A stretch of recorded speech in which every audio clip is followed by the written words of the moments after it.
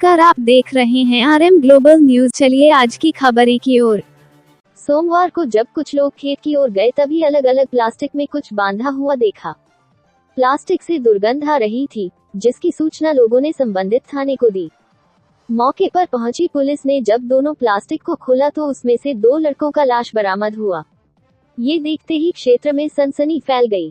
पैसे के लेन देन के कारण हुई 2 सहोदर भाइयों की हत्या। Barauni, Begusarai. RM global news वरिष्ठ संवाददाता महंत रामजीवन दास। ऊपर पैसा, नीचे पैसा, पैसा ही महल बनता है। पैसे की तो बात न पूछो, घर घर भीख मांगता है। पैसा फांसी पर चढ़ता है। पैसे के बल पर गुनहगार भी बेगुनाह हो जाता है। पैसे के कारण ही 2 सहोदर भाइयों की गई जान। बेगूसराय पुलिस ने सोमवार को प्लास्टिक में लिपटी हुई 2 लाख से बरामद की। बताया जाता है कि भगवानपुर ब्लॉक के तेयाया थाना क्षेत्र के दादपुर वार्ड संख्या 3 निवासी विपिन कुमार चौधरी के 2 पुत्र 19 वर्षीय अमन एवं 16 वर्षीय चमन रविवार को 17 साल पूर्व नाबालिग होने के कारण पल्सर बाइक अमन ने अपने चचेरे भाई विवेक के नाम से खरीदी थी, जिसका किस्त अपने पॉकेट खर्च से चुकता था। वही विवेक ने जमीन खरीदने के नाम पर भी 1,20,000 रुपए लिए थे, लेकिन मोटरसाइकिल का पैसा देने के नाम पर 1 साल पूर्व विवेक ने अमन से कहा कि वह बाइक तो मेरी है, क्योंकि मेरे नाम से है, मुझे दे दो। जितना पैसा तुमने लोन में भरा है, मैं उतना लौटा दूंगा। लेकिन उतना भी उसने नहीं लौटाया, जिसको लेकर दोनों के बीच विवाद हो गया। 20 अप्रैल को पैसे देने की बात कहकर विवेक ने अमन को बुलाया था। बुलाने पर अमन अपने छोटे भाई चमन के साथ 25 किलोमीटर दूर तिलक विवेक के आवास पर गया, जहां विवेक ने बारी बारी से सोची समझी राजनीति के तहत दोनों भाइयों को बारी बारी से लोहे के हथौड़े से वार कर हत्या कर दी और दोनों की लाश को प्लास्टिक के बोरे में हाथ पांव बांधकर पैक कर दी एवं रात्रि के 2 से 3 बजे के बीच हरपुर रेलवे डाला के पास नवनिर्मित वास्तु विहार के पास खेत में अलग अलग जगह पर फेंक दिया। कहा गया है कि होनी तो होके रहे, अनहोनी ना होए। बरसों से चले आ रहे विवाद में ये तो होना था, क्योंकि घोर कलयुग जो बीत रहा है। बताया जाता है कि जमीन के लिए दिए गए 1,20,000 रुपए के लिए अमन को कोई चिंता नहीं थी। वह चाहता था कि बाइक में लगे रुपए उसे मिल जाए, जिसके लिए 20 अप्रैल को अमन को रुपया देने के लिए विवेक ने फोन किया और उसे बुलाया। परंतु दोनों भाइयों को क्या पता था कि साजिश रची गई है मेरे दोनों भाई की हत्या करने का, और वही हुआ जो होना था। विवेक दोनों की हत्या किए जाने को लेकर पहले ही प्लानिंग कर रखी थी। दरअसल विवेक अकेला था और उसके दुश्मन 2 थे, जिस कारण उसने एक चाल चली अमन स्नैक्स लाने के लिए घर से बाहर भेज दिया। अमन को बाहर जाते ही चमन को बाथरूम की तरफ ले जाकर पीछे से हथौड़े से ताबड़तोड़ हमला कर उसे मौत के घाट उतार दिया और इलाज को दूसरे कमरे में ले जाकर बंद कर दिया और चादर से ढक दिया। जब स्नैक्स लेकर आया तो अपने भाई के बारे में पूछताछ करने लगा, जिस पर उसे बताया गया कि चमन दूसरे कमरे में है। अमन जब उसे कमरे में जाने लगा, इसी बीच पीछे से विवेक ने उसे पर भी हथौड़े से जोरदार हमला कर दिया और उसकी भी हत्या कर दी, जिसकी जानकारी सोमवार को आरक्षी अधीक्षक मनीष ने प्रेस कॉन्फ्रेंस के माध्यम से पत्रकारों को दी। पुलिस के अनुसार हत्यारे ने हत्या में शामिल सामान को अलग अलग जगह पर ठिकाने लगाए। अमन और चमन जिस बाइक से आए थे उसे और हथौड़े को वास्तु विहार के बगल में एक गड्ढे में फेंक दिया।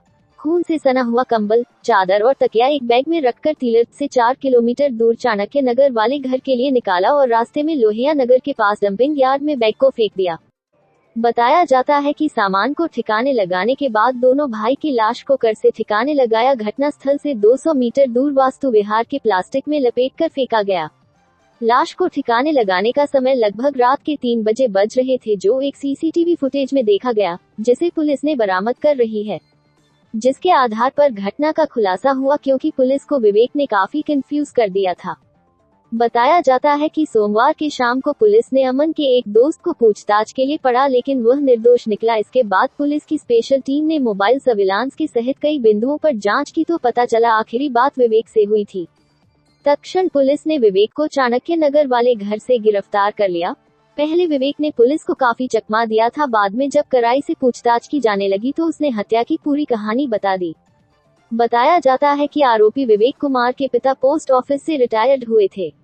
ग्रामीणों के अनुसार विवेक ने न सिर्फ अपने चाचा का घर बर्बाद किया, बल्कि वह बड़े पैमाने पर ग्रामीण लोगों से भी हाकी कर चुका है। लोगों ने कहा कि लड़का अच्छा होगा, बेगूसराय में कुछ कर रहा है, लेकिन अरौड़ में जब से उसकी शादी हुई तब से वह हमेशा कुछ न कुछ ऐसा करता रहा कि लोग उसे परेशान होते रहे। मृतक के पिता विपिन कुमार चौधरी कहते हैं कि मैं दोनों बेटों अमन 19 वर्ष और चमन 16 वर्ष की हत्या से काफी मर्माहत हूँ, क्योंकि मैं चमन को इंजीनियर और अमन को डॉक्टर बनना की सोच रखी थी, लेकिन भगवान को कुछ और ही मंजूर था। इतना कहते हुए पिता मर्माहत हो जाते हैं। ईश्वर को क्या मंजूर था कि मंगलवार को दोनों भाइयों की आरती एक साथ उठी। ये देखकर उनकी मां ललिता देवी बेहोश हो गई।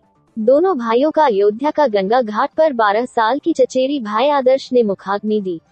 अंतिम संस्कार होने तक गांव के लगभग 50 घरों में चूल्हे भी नहीं जले। दरअसल दोनों भाइयों को चचेरे भाई विवेक 30 से बरसों से विवाद चल रहा था। अमन भी अपने चचेरे भाई की संगत में आकर गलत करने लगा था। करीब 3 साल पहले जब वह नाबालिग था तो हथियार के साथ पुलिस के हाथों पकड़ा गया था। 1 महीना बाद सुधार गिरी में उसे रखा गया था। मृतक दोनों भाइयों के मौसी रमेश ने कहा कि अमन बराबर विवेक के चाणक्य नगर आवास पर जाता था। विवेक ने अपने ससुराल के सहयोग से तिलावत में घर बनाना शुरू किया। अमन वहां भी जहां आते जाते रहता था। इसी बीच विवेक ने अमन को जमीन की खरीद बिक्री में पैसा लगाने के लिए लालच दिया। हमने अमन ने लालच में पड़कर 1,20,000 रुपए भी जमीन के नाम पर दिए, जो आज तक विवेक ने नहीं लौटाए हैं।